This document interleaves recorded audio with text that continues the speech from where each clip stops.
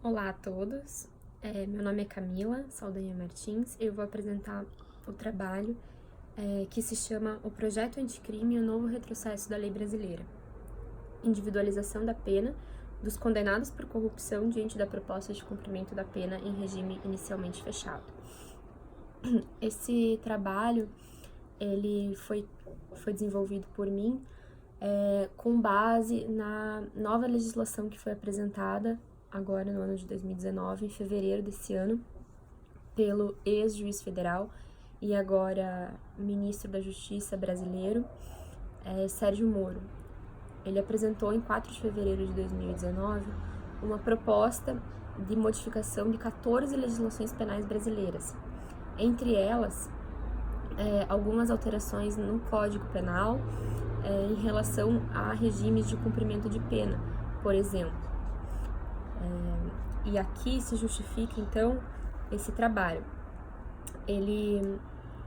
Entre as propostas que o ministro apresentou, está essa modificação do Código Penal, do artigo 33, parágrafo 2º, onde ele pretende incluir, então, o parágrafo 6º nesse dispositivo penal, onde os crimes de corrupção seriam cumpridos inicialmente em regime fechado, integralmente em regime fechado, o que eu abordo nesse trabalho, que seria inconstitucional.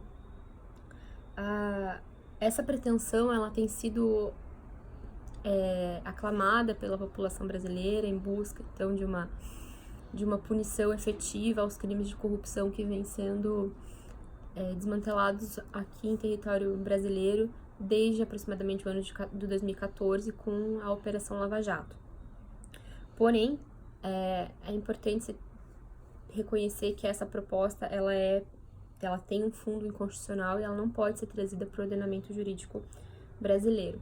Em primeiro lugar, ela é inconstitucional porque ela viola o princípio da individualização da pena, que é um princípio que foi trazido pela Constituição brasileira do ano de 1998, é uma garantia fundamental, está prevista no artigo 5º, e ele dispõe que os condenados, os réus, eles devem ter por si uma pena imposta que seja justa e que seja compatível com as suas situações pessoais.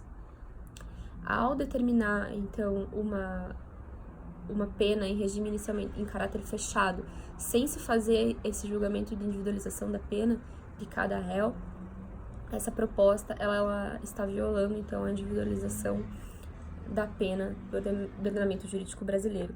Além disso, essa própria individualização da pena ela é uma cláusula pétrea da Constituição brasileira, o que significa que ela não pode ser mudada por legislação ordinária, que é o caso desse projeto anticrime, né?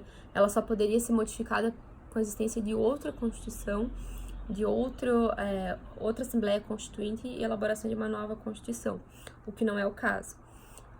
Sabendo disso, a nossa Constituição ela é hierarquicamente superior a qualquer norma infraconstitucional, a qualquer lei ordinária, e, portanto, uma proposta nesse sentido não poderia alterar a Constituição. Além disso ainda, vige também no ordenamento jurídico brasileiro, em respeito a aos tratados internacionais que o Brasil faz parte, o princípio do retrocesso em matéria de direitos humanos. Ao propor uma legislação que prevê um regime inicialmente fechado, sem que se tenha nenhuma justificativa para isso, apenas pelo crime de corrupção, estaria também violando esses direitos fundamentais. É importante lembrar que hoje o crime de corrupção ele tem uma pena de 2 a 12 anos. E o nosso ordenamento jurídico, Código Penal, ele determina que apenas os crimes com pena mínima, a partir de 8 anos, né, a partir de uma pena mínima de 8 anos, é que se inicia o cumprimento em regime fechado. Então, com essa proposta, estaríamos colocando condenados por corrupção com penas que variam entre 2 e 7 anos e 11 meses, em regime fechado, também apenas por uma modificação legislativa que é absolutamente incompatível com os nossos princípios constitucionais e com o nosso ordenamento jurídico. Sendo assim, essa proposta ela viola qualquer análise pessoal dos réus, qualquer garantia constitucional de que a pena deve ser individualmente imposta a todos os réus e condenados por qualquer crime no ordenamento jurídico brasileiro, não só os crimes de corrupção. Ela ainda está, mesmo a proposta ela é de fevereiro desse ano, 2019, ela ainda não foi, ela foi oferecida, né, no Congresso Nacional, ainda não passou por nenhum trâmite legislativo, mas já caberia, então, se perguntar se essa proposta vai passar na Câmara dos Deputados, no Senado, ou não, e se isso acontecer, caberia, então, ao Poder Judiciário, ao Supremo Tribunal Federal, exercer um controle de constitucionalidade sobre essa proposta, porque ela é absolutamente inconstitucional e ela visa tão somente atender a um anseio popular de punição e, consequentemente, vai derivar num encarceramento também em massa, o que já é uma realidade nossa no Brasil e que não pode ser permitida com uma lei inconstitucional desse ponto.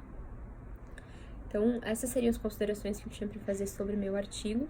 Eu agradeço a oportunidade de apresentá-lo nesse congresso e espero que esse texto seja útil a todos para entender, então, essa questão da inconstitucionalidade do projeto anticrime aqui no Brasil.